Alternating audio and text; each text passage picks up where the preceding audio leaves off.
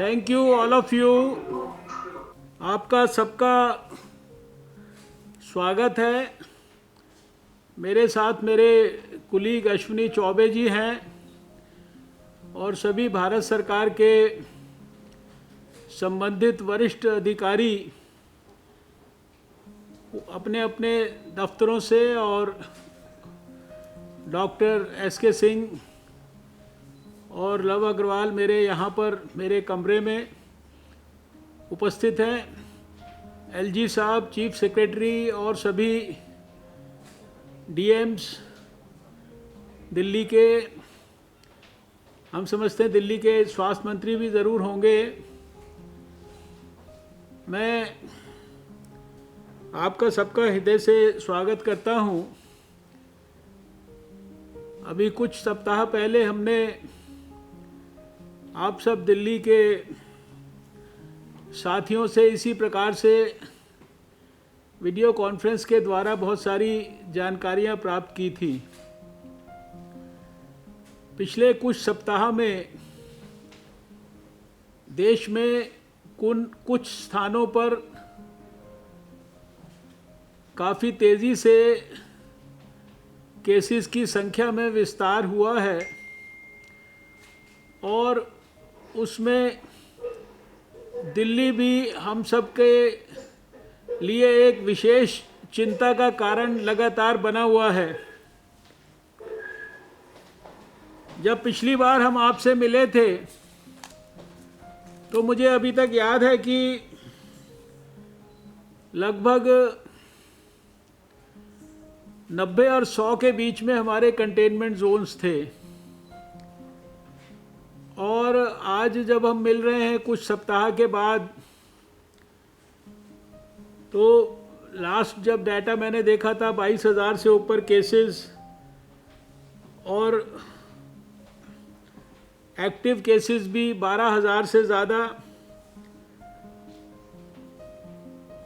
एक दिन में लास्ट 1163 केसेस, सारे दिल्ली के डिस्ट्रिक्ट्स का इन्वॉल्वमेंट।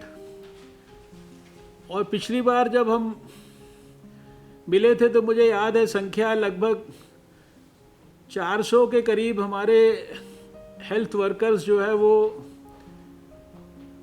अफेक्टेड हुए थे कोविड के कारण। आज जो हेल्थ केयर वर्कर्स की जो संख्या जो दुर्भाग्य से इफेक्ट हो गए हैं वो 617 है। और विशेष रूप से जो एक और चिंता का कारण है कि पिछले एक सप्ताह में यानी 27 मई और 2 जून के बीच में जो दिल्ली में टेस्टिंग हुई है उसमें जो हमारा पॉजिटिविटी का परसेंटेज है वो 27 से 30% के बीच में हमें दिख रहा है। यद्यपि ये इस बात को भी इंडिकेट करता है कि हमें सभी स्थानों पर टेस्टिंग को भी और सभी स्थानों पर इस टेस्टिंग की प्रक्रिया को और स्ट्रेंथन करने की ज़रूरत है, क्योंकि ये हमारे नेशनल जो एवरेजेस और ख़ासकर ऐसे स्थानों के भी एवरेजेस जहाँ की परिस्थिति हमारे लिए विशेष तकलीफ़ का कारण है, उसके मुकाबले भी बहुत ज़्यादा है। तो आज की जो ये मीटिंग है इसमें जस्ट आपको ब्रॉडली मैं बताना चाहूँगा कि 2 लाख से ऊपर केसेस हमारे भारत में हुए हैं, जिसमें से 1,04,000 के करीब रिकवर होकर घर जा चुके हैं।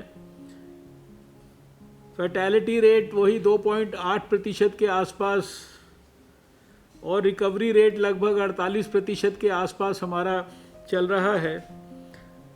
पिछले 3 दिन का भारत का डबलिंग रेट 16, 7 दिन का डबलिंग रेट 15.4 और 14 दिन का डबलिंग रेट 14.2।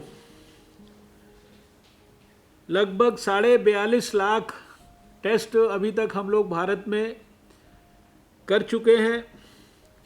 खाली अकेले कल में हमने लगभग 1,40,000 के करीब टेस्ट भारत में किए हैं और 498 सरकारी और 212 प्राइवेट लैब्स जो है, इसको इतनी सुविधा हम देश भर में क्रिएट कर चुके हैं। एक लैब से स्टार्ट करके जो कैपेसिटी हम 1 लाख तक करना चाहते थे 31 मई को, आज हम 1,60,000 तक टेस्ट रोज़ करने की कैपेसिटी विकसित कर चुके हैं। ये तो जस्ट एक आंकड़ों की बात है, लेकिन दिल्ली के बारे में मैं इतना कहना चाहता हूँ कि हम सब के लिए दिल्ली एक बहुत गंभीर चिंता का कारण बना हुआ है अनेक कारणों से। और इसलिए अभी आज की मीटिंग के शुरुआत में हम जहां एनसीडीसी के डायरेक्टर डॉक्टर सुजीत सिंह को कहेंगे, एक ब्रॉड हमारा जो पर्सपेक्टिव है प्रेजेंटेशन में, जो हमें जो ऑब्जर्वेशन में चीज़ें ध्यान में आई हैं, क्या क्या हमारी आपसे एक्सपेक्टेशन है, उसके बारे में ज़िक्र होगा। और उसके बाद हम एक बार जो 11 हमारे डिस्ट्रिक्ट्स के जो वरिष्ठ अधिकारी हैं, उनसे संक्षिप्त में हम जानना चाहेंगे, समझना चाहेंगे कि क्या कारण है जिसके कारण हम सारे देश में ब्रॉडली चीज़ों को कंट्रोल करने की स्थिति में आए हैं।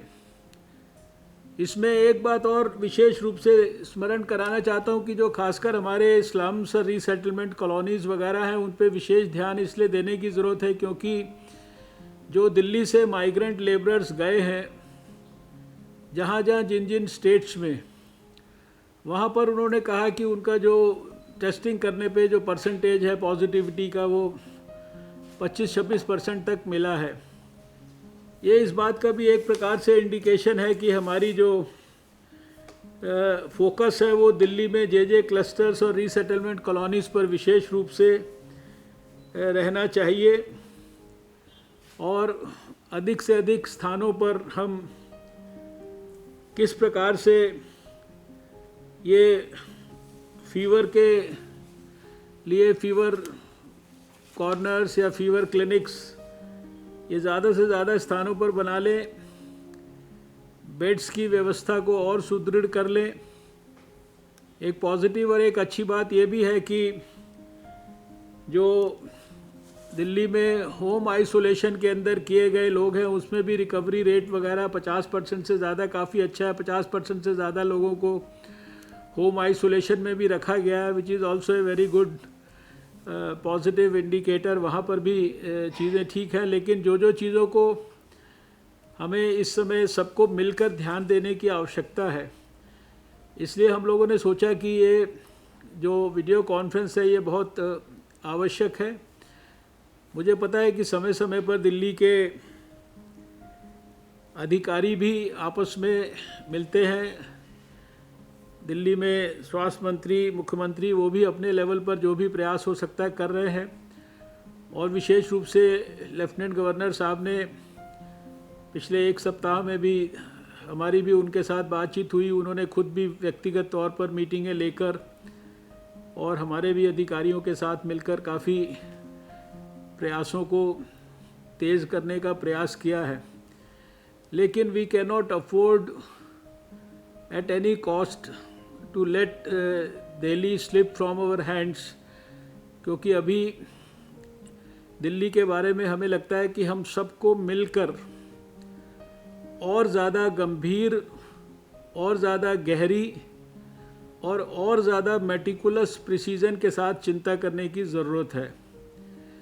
इसके लिए ऐसा नहीं कि मैं या हमारे भारत सरकार के अधिकारी कोई बात कहेंगे तो वही आपके लिए, आपको सब चीज़ें पता है, हमको सबको सब चीज़ें पता है। और जितनी भी बातें हैं भारत सरकार की ओर से, वो समय समय पर समय की परिस्थिति के अनुकूल जितनी भी एडवाइजरीज वगैरह हैं वो सब समय समय पर भेजी जा रही हैं।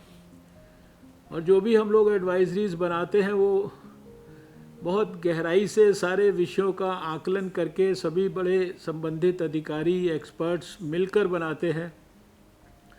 वो किसी स्टेट को, किसी पर्टिकुलर प्रॉब्लम को किसी पर्टिकुलर इलाके के अंदर ध्यान में रखकर नहीं बनाते हैं, वो पूरे नेशनल पर्सपेक्टिव में बनाते हैं और उसको जो अंतर्राष्ट्रीय स्तर पर जो बेस्ट प्रैक्टिसेस हैं उनको भी उसके साथ मैच करके, उसकी ब्लेंडिंग करके उस प्रकार से बनाते हैं। तो मैं अभी इस मीटिंग की शुरुआत करने के लिए डॉक्टर सुजीत सिंह जो हमारे national centre for disease control के डायरेक्टर हैं, उनको रिक्वेस्ट करता हूं कि एक ब्रीफ प्रेजेंटेशन के माध्यम से सारे दिल्ली के सभी अधिकारियों को भारत सरकार क्या सोचती है या भारत सरकार के पास क्या ऑब्जर्वेशन है उससे अवगत कराएंगे और फिर एक एक करके हम दिल्ली के सभी डीसीज़ की बात सुनेंगे। बाद में फिर हमारे भारत सरकार के और दिल्ली सरकार के वरिष्ठ लोग जो है अपने कमेंट्स देंगे और एंड में हम लोग एक नए उत्साह और ऊर्जा के साथ नए संकल्प को लेकर यहाँ से मीटिंग को समाप्त करेंगे।